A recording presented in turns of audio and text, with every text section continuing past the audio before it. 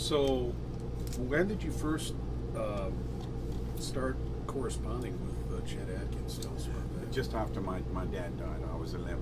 11 years old. Yeah, and by that time I was already playing Windy and Warm and Freight Train and a few of the simpler pieces like That you had worked out by ear from his albums. Yeah. Yeah. And I was playing it with a straight pick. Oh, really? I Okay. wasn't playing with a thumb pick yet. Okay. I was playing fingerstyle with a pick already. Yeah. You know. And I think I played Wildwood Flower and Sugarfoot Rag and a few of those things. And I wrote a letter. I found an address on the back, because in the old days, RCA used to always write, visit the Country Music Hall of Fame in Nashville as a kind of tourist, you know, Yes. come and visit us kind of thing, yeah, on the back of the old RCA records. Yeah. So remember. I wrote a fan letter to Chet saying my name, who and what I did, and that I was a fan and blah blah blah. And on the envelope, I wrote Chet Atkins, Nashville, America, and it got to him, and he answered it, and he sent me this. It was a big brown envelope with stamps on it and the eagles and the whole thing. And I'll never forget when I came home from school and my mother said, "Put your bag down and go into your room. There's something on your bed for you." And that moment for me was, I'll never forget it. I'm holding this big brown envelope and I opened it and it was a black and white photo of Chet with his Gretsch and a kind of like a Perry Como style kind of cardigan, hair all looking perfect, and you know, and best wishes to Tommy from Chet. And I was just, I couldn't believe it, and he answered my letter, and it was really nice. You know? So what did that do to you? Well, I think it made me think that anything's possible. Yeah. If a boy from nowhere could write to his hero, the greatest instrumentalist of all time, and got a reply, wow, you know, that was amazing. So, but it wasn't until years later that somebody recorded me playing in their lounge room for a whole bunch of people. I was playing a whole bunch of tunes by Chet and Jerry Reed and all that. And because people had never heard anybody do that in Australia, everybody was stunned and amazed, you know. But that's what I was into. That was my world. Yeah. And so, if you can't imagine that in a place like Australia where we didn't get a lot of Chet's music, you know, you had to really look for it. But nobody ever heard a guitar player doing that. You know, what we heard was, you know, Elvis, the Beatles. And R&B things, Chuck Berry and all that kind of, we never heard anybody do anything like Jerry Reed or Chet Atkins.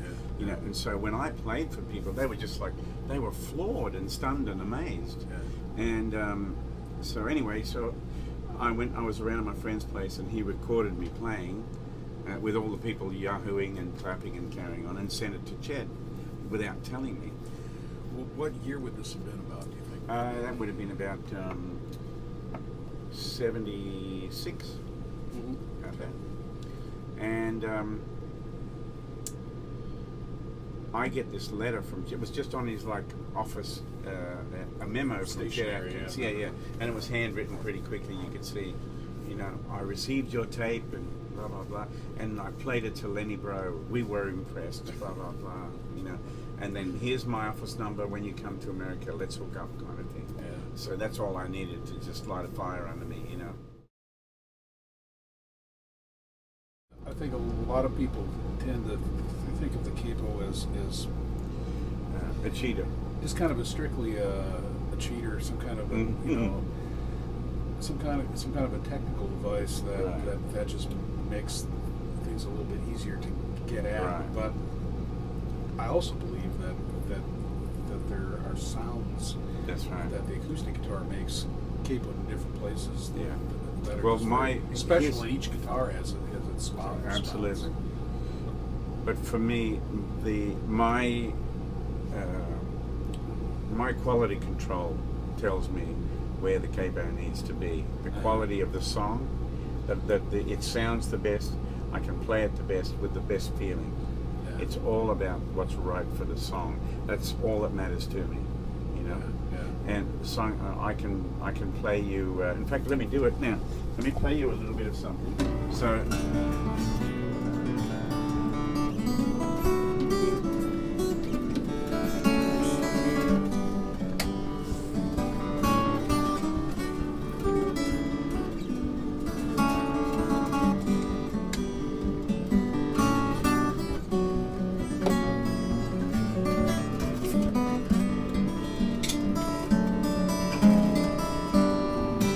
Sounds nice, and it would work there just fine. But where the composer intended, as Chet used to say. So.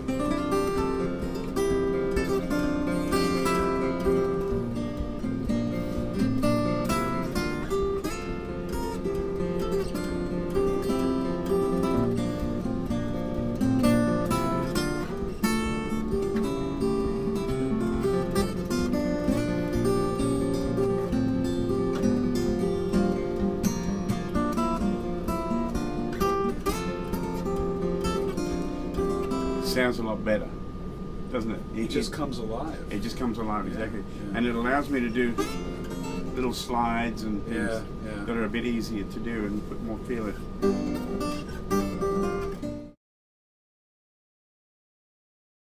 You tend to name your guitars.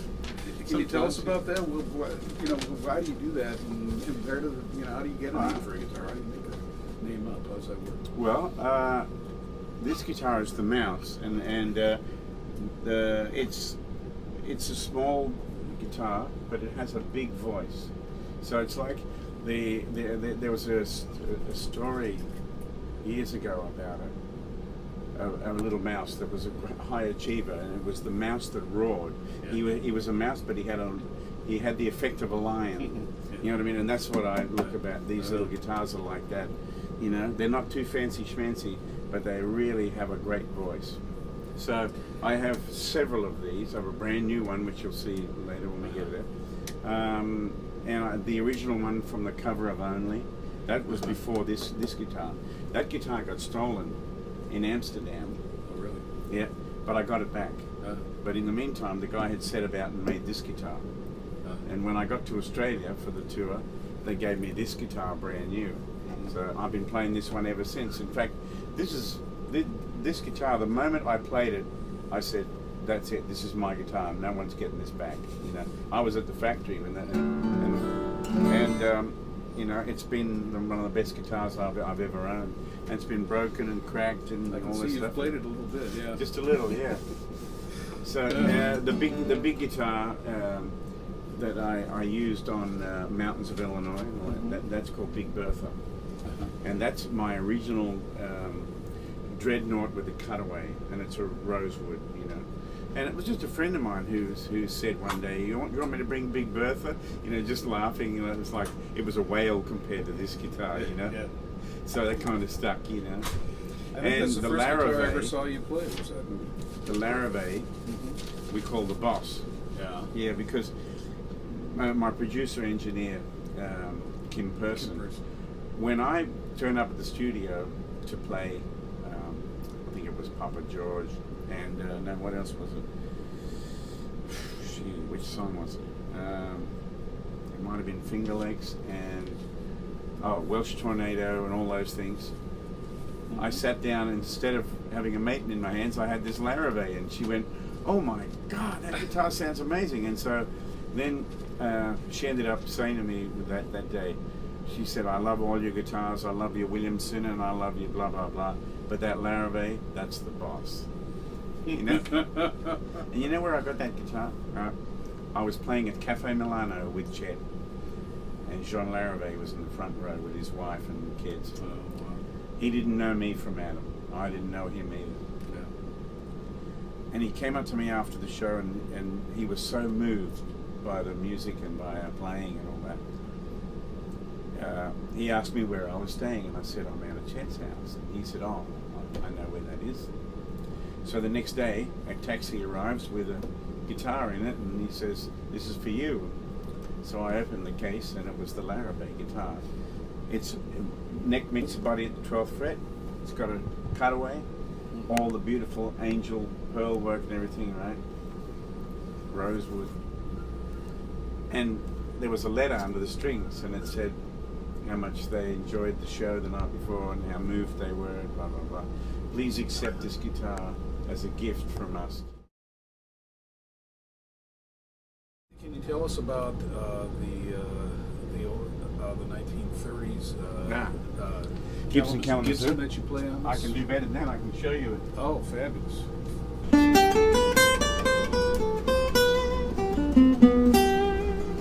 Hear the voice then? Yeah. Let's see now.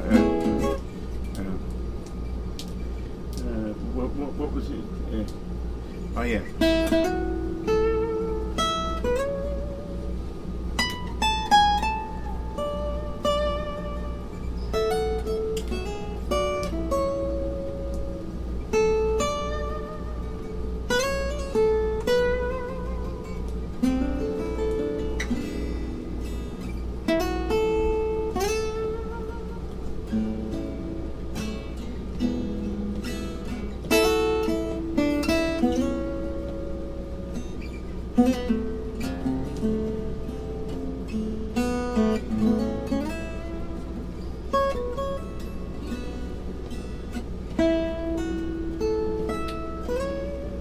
It's got the sound, isn't it? Sure does. What it is it's somewhere between a Del Vecchio and a Django sound. Yes. Because I can go,